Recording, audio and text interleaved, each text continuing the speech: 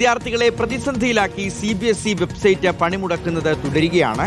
പുനർമൂല്യനിർണ്ണയത്തിന് അപേക്ഷ നൽകാൻ കഴിയാത്ത സാഹചര്യമുണ്ട്. മെയ് 19 മുതൽ ആരംഭിച്ച പ്രശ്നങ്ങൾ ഇപ്പോഴും തുടരുകയാണ്. നോബൽ മാരിക്കാരനോട് വിശദാംശങ്ങൾ നൽകാൻ. നോബൽ, എന്താണ് ഈ പ്രതിസന്ധിക്ക് കാരണമായി വരുന്നത്? ഇപ്പം CBSEയുടെ ഔദ്യോഗിക വിശദീകരണം വന്നിട്ടുണ്ടോ?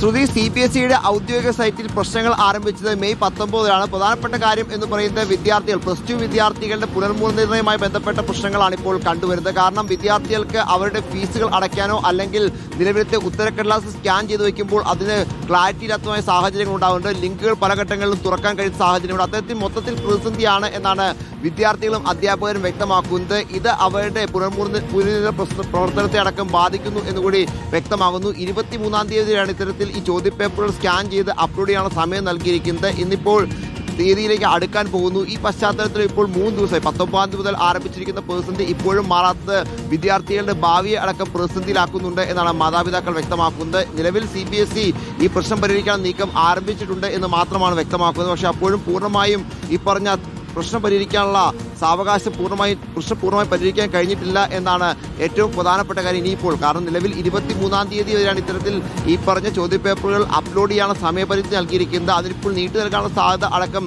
CBSE പരിശോധിക്കുന്നുണ്ട് എന്നും അറിയാൻ കഴിയുന്നു. എന്തായാലും നിലവിൽ +2 വിദ്യാർത്ഥികൾ, ഏകദേശം 4 ലക്ഷത്തിലധികം വിദ്യാർത്ഥികളാണ് ഈ പുനർമൂല്യനിർണ്ണയത്തിന് രംഗത്തുള്ളത്. ഇതുമായി ബന്ധപ്പെട്ട നടപടിക്രമങ്ങൾ പൂർത്തിയാക്കാനുള്ളത്. ഈ വിദ്യാർത്ഥികൾക്കാണ് ഇപ്പോൾ ഇത്തരത്തിൽ ഫീസ് അടയ്ക്കാനും ഒപ്പം മറ്റ് നടപടിക്രമങ്ങളും വെബ്സൈറ്റ് വഴി പൂർത്തിയാക്കാൻ കഴിയുന്ന സാഹചര്യം ഉള്ളത്. ഇന്ത്യക്ക് പുറത്തുള്ള വിദ്യാർത്ഥികളും വലിയ തരത്തിൽ ഈ പ്രതിസന്ധി അനുഭവിക്കുന്നുണ്ട് എന്ന് എടുത്തു പറയണം. എന്താണെങ്കിലും വിദ്യാർത്ഥികളും രക്ഷകർത്താക്കളും വലിയ ആശങ്കയിലാണ്. മറ്റ് അവരുടെ മുന്നോട്ടുള്ള തുടർപഠനവുമായി ബന്ധപ്പെട്ട വിഷയങ്ങൾക്ക്, പ്രത്യേകിച്ച് ഈ പറഞ്ഞ നീറ്റും അതോടൊപ്പം തന്നെ JEE ഒക്കെ ബന്ധപ്പെട്ട അവരുടെ അഡ്മിഷനിലൊക്കെ നടക്കുന്ന സമയമാണ്. എത്രയും വേഗം പുനർമൂല്യനിർണ്ണയം നടത്തിയെങ്കിൽ മാത്രമാണ്, റീവാലുവേഷൻ നടത്തിയെങ്കിൽ മാത്രമാണ് ഈ നടപടിക്രമങ്ങൾ ബാക്കി പൂർത്തിയാക്കാൻ കഴിയുള്ളൂ. അതിനുണ്ടാകുന്ന ഈ കാലതാമസം വലിയ തരത്തിൽ അധ്യാപകരെയും ഒപ്പം വിദ്യാർത്ഥികളെയും രക്ഷകർത്താക്കളെയൊക്കെ ആശങ്കയിലാക്കിയിട്ട് എത്രയും വേഗം ഈ പ്രശ്നം പരിഹരിക്കും എന്ന് തന്നെയാണ് CBSE ഈ ഘട്ടത്തിൽ വ്യക്തമാക്കുകയും ചെയ്യുന്നത്.